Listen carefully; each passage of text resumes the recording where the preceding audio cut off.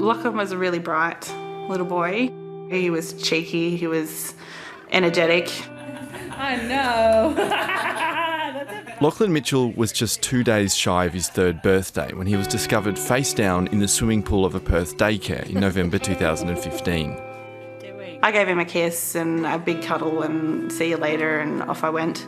I left probably about 9:15. I got a call by 10:30 from the carer saying there'd been an accident, that he'd fallen in the pool. He was on life support, so his heart continued to beat, but they didn't get him to breathe on his own again. He got there probably about noon on the 9th, and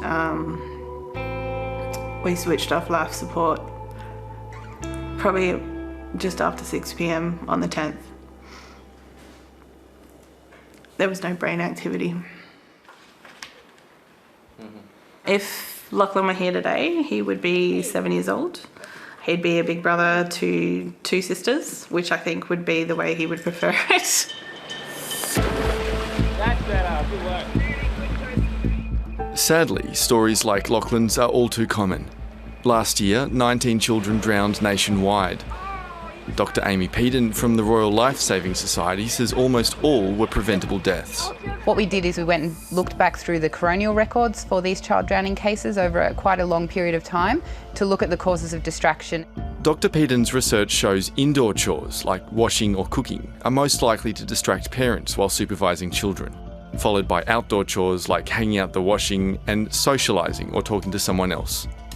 Fourth on the list is electronic distractions, like TVs or mobile phones. Even a quick lapse, a 10-15 second lapse, is all it can take for a child to start to drown. Children don't call out for help, they slip under the water, and I can drown really quickly and without a sound. So it's important for people to realise that you don't need much water for a child to drown in. Enough to cover the nose and mouth is all you need. 1, 2, 3. Even momentary lapses in supervision can have lifelong effects on children.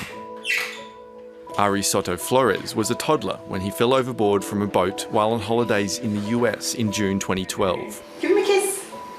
Aw, thank you. By the time he was rescued, permanent damage to his brain had already been done. Yeah, we were basically told that he wouldn't survive. There was a MRI that revealed to us that the brain damage was extensive and that if he was to survive, he would likely be in a lifelong vegetative state. That he wouldn't know us ever again, he would never smile, laugh, walk, talk, and so on. Yeah, sure. It's been a massive journey. We're 7 years in now and it still feels like there's things that are new. And hold his leg there, there we go. It's hard and we're always on that back foot, but we also really focus on the smallest little victories. We take time out for each other.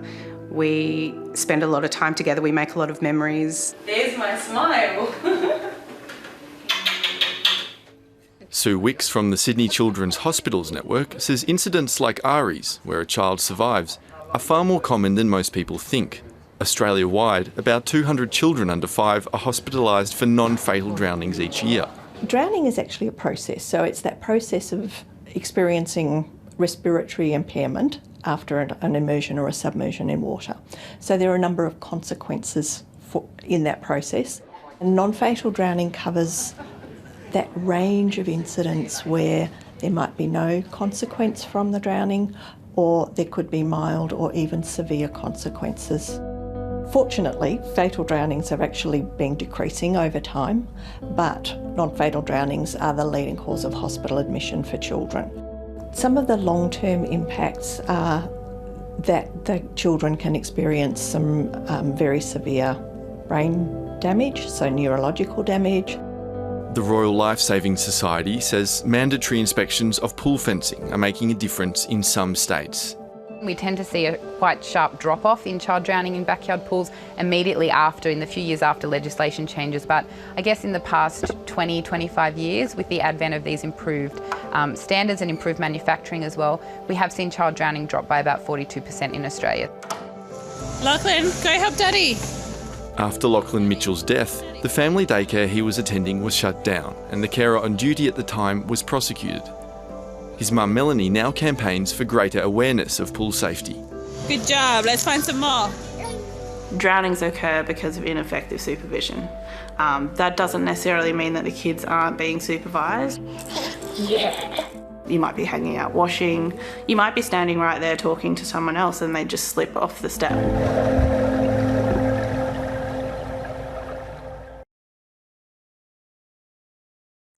Hi, I'm Lee Sales. Thanks for watching this story. If you'd like to watch more of 7:30's stories, they are on the left of your screen. And tap on the button below to subscribe and get the latest from ABC News.